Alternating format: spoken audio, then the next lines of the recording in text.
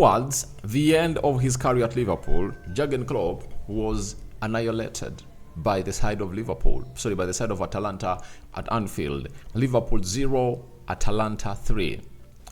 That was the result or the score by the time the referee went ahead to obviously blow the last whistle to put this game to bed. Welcome to the Rokani Media Football. This is the match reaction show. We are going to talk about Marseille Benfica. We are going to talk about Liverpool and West Ham. We are going to talk about AS Roma and AS Roma and AC Milan, and then in particular leading the way is Liverpool 0, Atalanta 3. So let's see close to 200 likes smash in this video, and let's talk about what this has to offer today. Now, when you look at this game of Liverpool versus Atalanta, everyone will get shocked. Everyone got shocked. Scamacca, formerly at West Ham, is playing for Atalanta and is like the replacement of Rasmus Højlund. Atalanta went ahead to come in the Merseyside and scored a brace. And one will be asking himself, what lineup did Liverpool come up with that went ahead to swallow 3? I tell you, they had their best centre-back pairing. That is Konate and Virgil van Dijk. So, a system was 4-3-3. That is it. Kahela was in goal, as you see there. Gomez right back, Tsimikas left back, Konate and Virgil van Dijk in the central defense. Endo, Wataru, McAllister and Curtis Jones. Then Elliot Nunes and Cody Gakpo. That was the starting 11 of Liverpool. When you go to the starting 11 of Atalanta, they had the following players: Mosso, Jimisti, Hein, and Dirum, back 3. Zappacosta, right wing back. Ruggeri, left wing back. Pasalic and Ederson into the double pivot. Then Cop Menias, central attack midfielder as Scamacca and Catelelie leading the line. And I was looking at Copamanias and Ederson as some of those people that I'm so much interested in, to see to it that I get what they are good at, because these people have been linked to Man United, and I was like, all right, let me see how good these players are. But they proved to us that they can really do a very good job into that encounter. So good morning, and we thank God for the gift of life. The Muslim is Barakallahu fikum, and may the living to God bless you abundantly. Rokan David is my name, and you can as well call me Aradi. So Liverpool swallowed 3. Liverpool swallowed 3. When did you last hear Liverpool playing at Anfield and not even score a goal? Because that's what showed that this game went from the worst to the worst. They even failed to score. And they went ahead to obviously bring in some substitutions like those of Luis Diaz, Dominic Soboslai, Mohamed Salah, Diego Jota in the mix returns. And he also brought on Andrew Robertson. And nothing could change. Nothing could change, and they couldn't even find themselves on target. That is Liverpool for you. Now, we go to the stats on how this game of football went ahead to feature at Anfield. 19 shots by Liverpool, 11 shots by Atalanta, 5 shots on target by Liverpool. It shows you that Liverpool lacked composure in front of goal, because out of 19, you anticipated that at least 9 or 10 shots should be on target, but just 5 were on target. But that also goes to the well-defending side of Atalanta. Then Atalanta had 7 shots on target. Shows you how clinical they are. 3 of those were really on target. 71% ball possession by Liverpool, 29% ball possession by Atalanta. That means Atalanta went ahead to obviously hand over the possession to Liverpool and said, all right, for us, we are going to hit you on the break. And by the way, most of the goals that Atalanta went ahead to score, they hit Liverpool on the break. 643 passes completed by Liverpool. Atalanta completed 270. 83% passing accuracy by Liverpool, 63% passing accuracy by Atalanta. 0 shots on 0 yellow cards by Liverpool and 2 yellow cards to Atalanta. 0 red cards to Liverpool and 0 red cards to Atalanta. 5 offsides to Liverpool, 4 offsides to Atalanta. 4 corners to Liverpool and 2 corners to Atalanta. That's how the game of football went ahead to be played at the Anfield Stadium. And it was in the 38th minute that Scamacca led, all gave Atalanta the lead. Then 22 minutes later, in the 60th minute, he made it 2 in the 60th minute, and Mario Pasalic in the 83rd minute made it 3. Now, what does this mean to what Liverpool has to achieve this season? This means Liverpool has to go to Italy next week on Thursday and play out themselves. You get? Because they need to score 3 to take that game to extra time. Or else they need to score 4 to see to it that they qualify to the semi-finals. And for Jurgen Klopp, he doesn't really want to really miss out on this opportunity, because the only time he got to the final of the UEFA Europa League, when he came into Liverpool, he was beaten. He was beaten in the final. So he feels like this would have been one of the trophies that would have gone ahead to win for Liverpool. But things are really bad, love. And it sets a very bad narrative, for the Premier League hopes.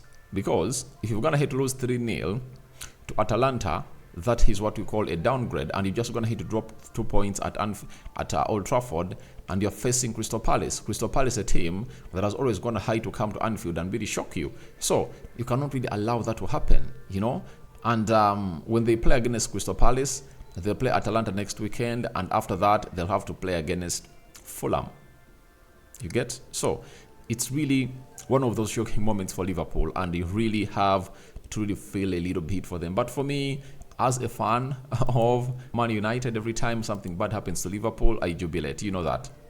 I'm in a jubilation mode, because I know to it that it's really one of those rivalries that they need to obviously test.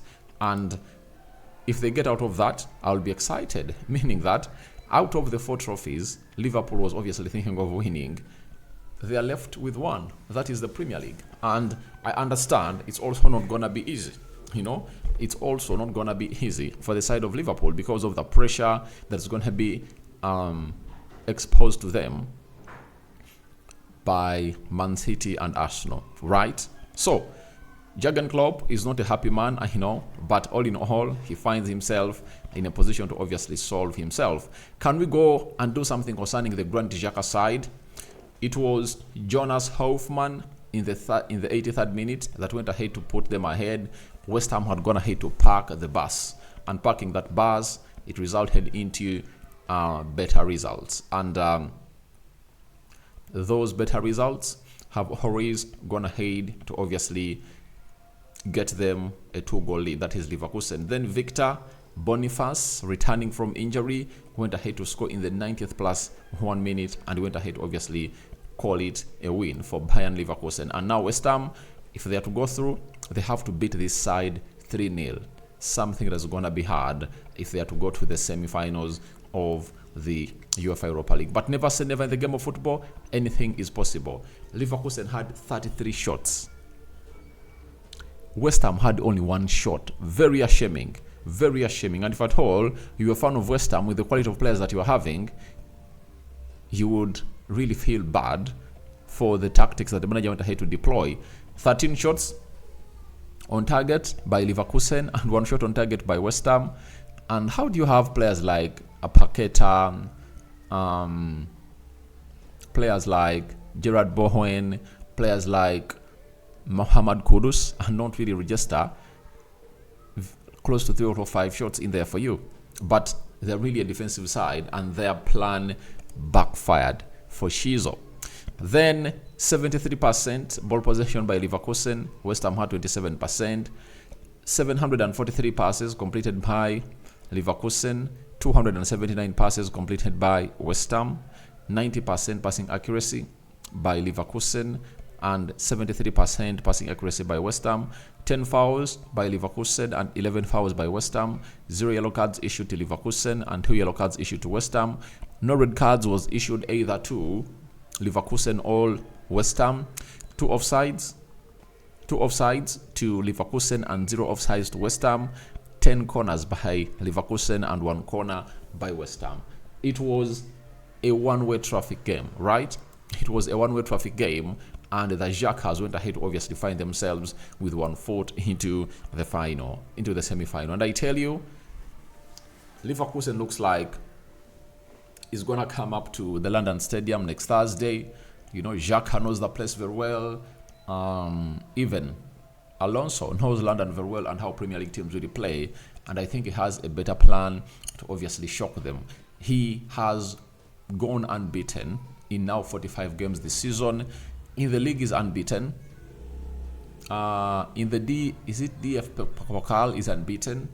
And in the UEFA Europa League is unbeaten. Looks like he wants to really win the league without being unbeaten. And I think if at all he wins a game of football this weekend, he might be named the Bundesliga champions. And that means he'll take the foot off the pedal and concentrate a lot onto what we call the UEFA Europa League. And he can win a treble in his career. But when you look at other games that were ahead to be played, Roma went ahead to beat AC Milan at home. AC Milan 0, Roma 1. Then Benfica went ahead to beat Marseille away from home by 2-1. The biggest highlight, it was the man himself, Pierre-Emerick Aubameyang, pulling one back for the side of Marseille. And if at all they go to France and Pierre-Emerick Aubameyang gets himself in the score sheet, then it will be good news for the side of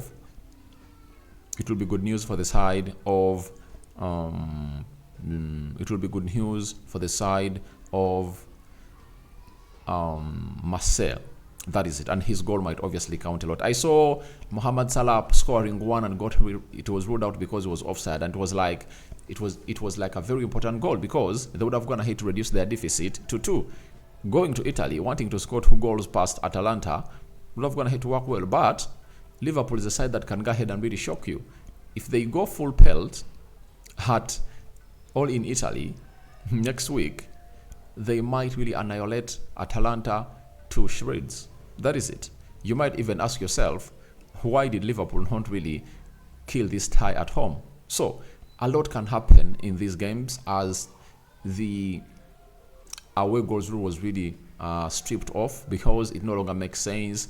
You're playing the same stadium, and it's like you are used to this. You are used to these narratives of boarding early and get what we call better match preparations. Now, it's all about how many goals you score.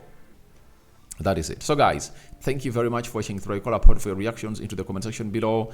Tell me your thoughts. Liverpool 0, Atalanta 3. It's a result that came in through at Anfield. May the living to God bless you abundantly. The Muslims, Juma Karim, the Christians, we cover you all in the precious blood of Jesus Christ. I'm out.